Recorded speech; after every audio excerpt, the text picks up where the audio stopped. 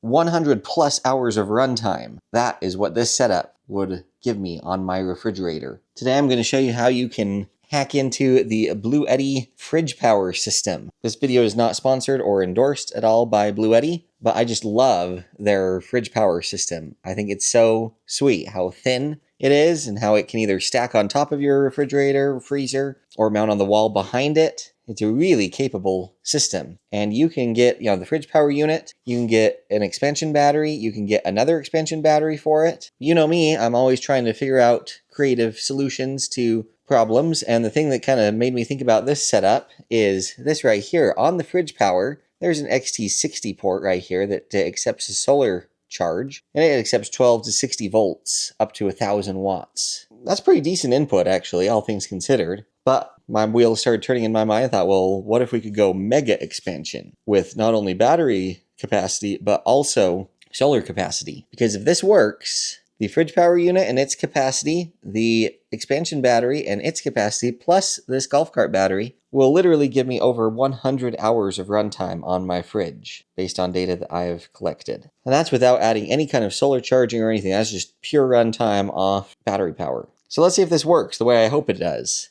First, I just kind of got this cable hooked up to my golf cart battery. I have the incorrect DC rated circuit breaker. This is a little bigger than I should have for this size conductor right here. So I'll leave links to the proper size breaker. I just didn't have one for this project, but we want to provide overcurrent protection on the cabling coming off this golf cart battery. And then I've simply got a length of heavy duty 10 gauge cable with, in this case, an XT60i connector on the end. And in theory, I should be able to plug this in to the DC input on the fridge power, throw this switch, and now if you take a look at the Bluetti app, look at that, 995 watts coming in from what it thinks is solar, going in to charge it. So this concept completely works. So I don't think this is necessarily something you're going to have hooked up permanently, to run your fridge. I think if you have one of these units, you just kind of use it as a UPS, and then if you had a major event where the power is going to be out for a long time, potentially before you start busting out,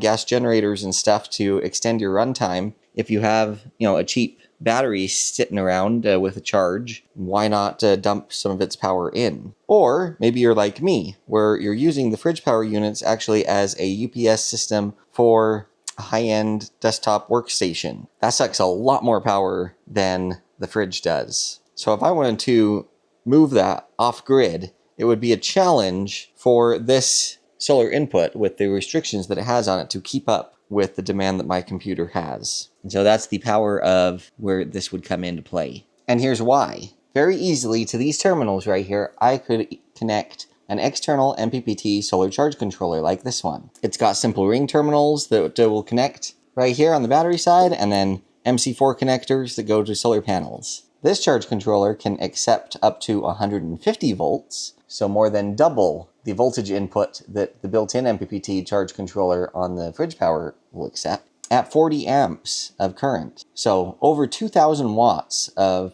power is able to feed through this charge controller, where I'm limited to just 1,000 there. So now all of a sudden I've doubled my solar input capability on this by utilizing this system here that would attach to this external battery. Now, as we saw, we're still limited to just 1,000 watts going into this, which is totally fine because my computer's not going to draw 1,000 watts continuously. It's probably going to only draw about 600 watts continuously. But the point is if I'm drawing 600 watts continuously, and I've only got 1,000 watts of solar coming in, that's only 400 watts worth of solar power during the time the daylight hours are happening to recharge the system. And it would struggle to fully recharge the system every day, even if it was bright, sunny skies. Well, for this system here, I can draw down off this battery and then dump over 2,000 watts of solar back into this while the sun is shining, and then it can just kind of slowly feed it in at 1,000 watts into my fridge power system. Now I can already hear all the comments flying saying, well, why not use a server X style battery? Absolutely you could.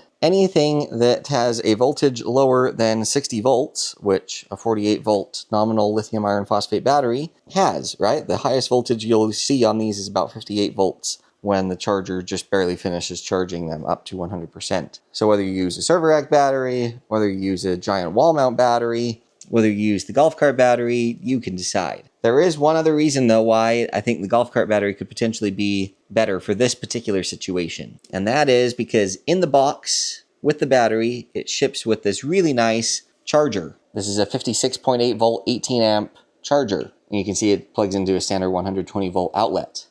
Why do I think that is important? Well, this port that I'm plugged into here on the fridge power is an in only, right? There's no way for the fridge power itself to send power back through that cable and charge the battery. So the power is only going to flow one direction, and so you need a way of recharging this battery. And certainly you can get an external MPPT solar charge controller like I showed you and top it off with solar power, but sometimes that's impractical or, not what people want to do, especially if you're just using this for an emergency backup solution. And so having something that comes with the battery in the box that allows you to recharge the battery after you've used it, I think is very, very valuable. I know of no server rack style batteries that come with a charger in the box like golf cart batteries for as good of a price as you get golf cart battery kits for. Now, that's certainly not to say that you can't use this and get a, charger accessory, separate from them. That's great. So build whatever system you feel, most confident in,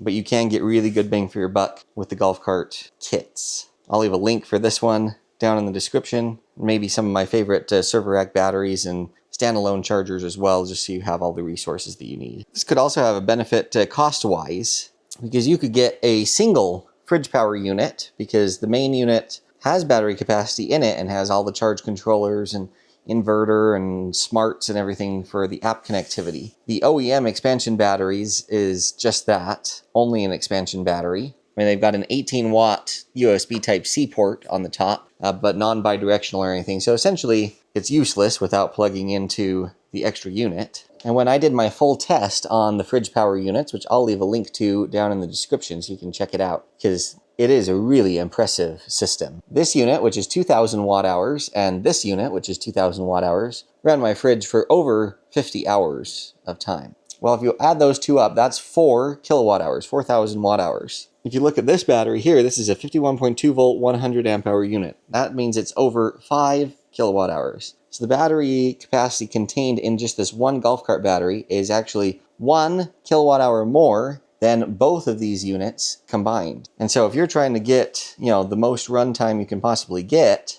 off your fridge power unit, but you don't necessarily want to pay the premium for the OEM expansion batteries, this could be a really good solution, because you just get the fridge power unit and then you add this, which is going to be more than double even if you had 2 of these expansion batteries along with that unit. And cost per watt hour, this is going to give you way more bang for your buck. And no, Temgo isn't sponsoring this video or anything. I've had this battery for a long time. You've seen it in lots of videos. I just am always trying to figure out good ways to get better bang for your buck and more power at the same time if possible. And I see this as being a viable solution. And so continuing with the math for a minute, if these 2 units ran my fridge for over 50 hours with 4,000 watt hours of capacity, just think of what 5,000 watt hours would do, plus the additional 2,000 watt hours in this unit, so we have a total of 7,000 watt hours. And then of course, if you're me and you have the expansion unit, that's another 2,000 watt hours. So anyway, you can see that it's a lot of power packed into a small footprint, and I love that. So go down and comment right now and tell me what you think of this setup. What are the pros you see? What are the cons that you see with this? Your comments really help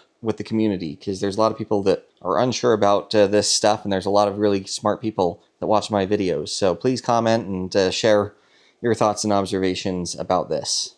I do read pretty much 100% of all the comments on all my videos, so I look forward to that. I'll have links to all the parts and pieces and things down in the description below, as well as the full review videos of the Bluetti Fridge Power units, as well as the Temgo golf cart battery, in case you guys want to see more in-depth details about those components. And then in addition to that, I also have links to where you can submit a guaranteed to be answered question by me, as well as a place to book a one-on-one video consultation. So be sure and take advantage of those resources as well. Like, comment, share, subscribe, and hype. Those 5 free things make a huge difference to the YouTube channel. YouTube's a challenging place for small channels like mine, and so the only way to grow it is to get it in front of more eyeballs, and doing those 5 free things are the best ways to trigger the algorithm and help it push the videos out. I sure appreciate all of you. We've always got more epic content in the pipeline. So stay tuned, stay safe, and we'll catch y'all next time.